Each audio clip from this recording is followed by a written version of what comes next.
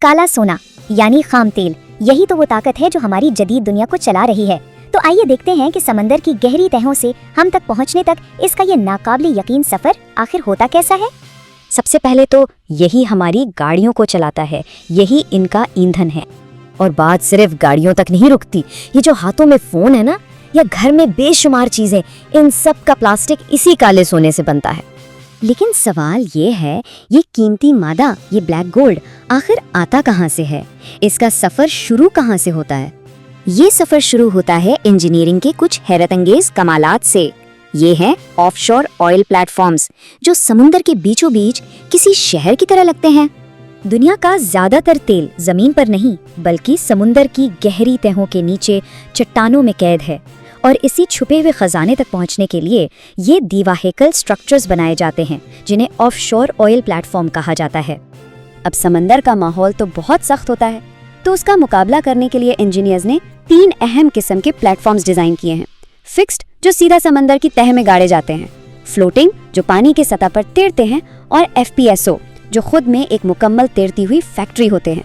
इनके साइज का अंदाजा लगाना है तो सुनिए, ये 600 फीट तक ऊंचे हो सकते हैं, मतलब मशहूर कुतुब मीनार से भी ऊंचे।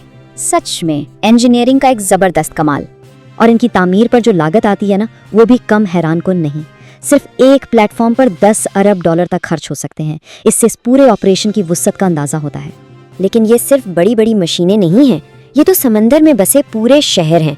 सोचिए, यहाँ 200 से 500 लोग महीनों तक रहते हैं। उनके लिए अस्पताल है, हेलीपैड है, जिम है, सब कुछ। और इन्हें इतना मजबूत बनाया जाता है कि ये शदीद तरीन समंदरी तूफानों का भी सामना कर सकें। अच्छा, तो अब चलते हैं अगले मरहले की तरफ। ये है ड्रिलिंग का इंतहाई टेक्निकल और खतरनाक अमल।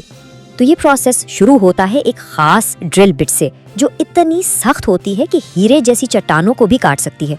इसे पावर देता है डेरिक नाम का एक टावर, जबकि एक खास केमिकल मिक्सचर, जिसे कहते हैं ड्रिलिंग मड, प्रेशर को काबू में रखता है। और ये ड्रिल हजारों मीटर गहराई तक अपना सफर जारी रखती है। इस पूरे प्रोसेस में सबसे बड़ा खतरा ब्लो आउट का होता है, मतलब जब जमीन के नीचे का प्रेशर अचानक काबू से बाहर हो जाए। इससे बचने के लिए एक बहुत बड़ा सेफ्टी सिस्टम लगा होता है, जिसे ब्लो आउट प्रिवेंटर या BOP कहते हैं। यही किसी भी बड़ी तबाही के खिलाफ आखिरी लाइन ऑफ डिफेंस है। और जब ये टेक्नोलॉजी फेल होती है ना, तो नताइज बहुत संगीन हो सकते हैं। इसकी मिसाल 2010 में डीप वाटर होराइजन की तबाही है, जहां एक BOP के फेल होने से तारीख का सबसे बड़ा ऑयल स्पिल हुआ। ओके, तो तेल को समंदर की तह से तो निकाल लिया, अब अगला अहम मरहला है उसे साफ करने का। क्योंकि जो मादा कुएं से ऊपर आता है वो खालिस तेल नहीं होता, असल में वो एक मिक्सचर होता है जिसमें खाम तेल है, कुदरती गैस है, पानी है और रेत वगैरह भी है। तो इस पूरे मिक्सचर को अलग करने के लिए एक खास मशीन इस्तेमाल होती है, 3 फेज सेपरेटर। ये मशीन बड़ी खूबसूरती से सिर्फ ग्रेविटी का इस्तेमाल करते हुए तेल को पानी, गैस और बाकी चीजों से अलग कर देती है।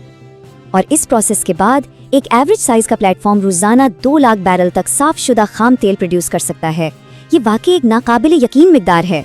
तो अब सवाल ये है, इतना सारा तेल समुंदर पार अपने लंबे सफर पर निकलने से पहले आखिर स्टोर कहाँ किया जाता है? इस काम के लिए होता है FPSO, जो बिल्कुल एक तैरते हुए गोदाम की तरह है। ये जहाज 3 फुटबॉल फील्ड्स जितना लंबा हो सकता है और इसमें 25 लाख बैरल तेल स्टोर करने की गुंजाइश होती है। इसके टैंक्स का टेम्परेचर भी कंट्रोल में रखा जाता है ताकि तेल जम ना जाए। और अब आता है इस कहानी का सबसे एक्साइटिंग हिस्सा, एक देवा हैकल सुपर टैंकर की आमद और काले सोने की अरबों डॉलर मालियत की मुंतकली। ये कोई आम काम नहीं, एक बहुत बड़ा टैंकर जिसे VLCC कहते हैं, घंटों की एहतियात से FSPO के करीब लाया जाता है। इसे मजबूत स्टील की रस्सियों से बांधा जाता है और फिर तेल की मुंतकली के लिए एक बहुत बड़ी पाइप जोड़ी जाती है। इस पूरे काम में 6 घंटे तक लग सकते हैं।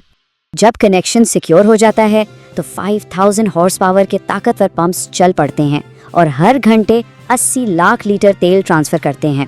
और ये प्रोसेस 24 से 48 घंटे तक मुसलसल जारी रहता है।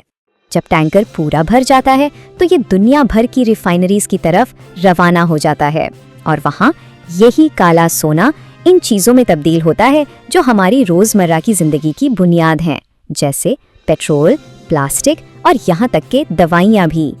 तो अगली बार जब रोज़मर्रा की कोई भी चीज़ इस्तेमाल कर रहे हों तो एक लम्हे के लिए ज़रूर सोचिएगा कि हमारी दुनिया को चलाने वाले ये अनदेखे सफ़र कितने पेचीदा और हैरत अंगेज़ हैं।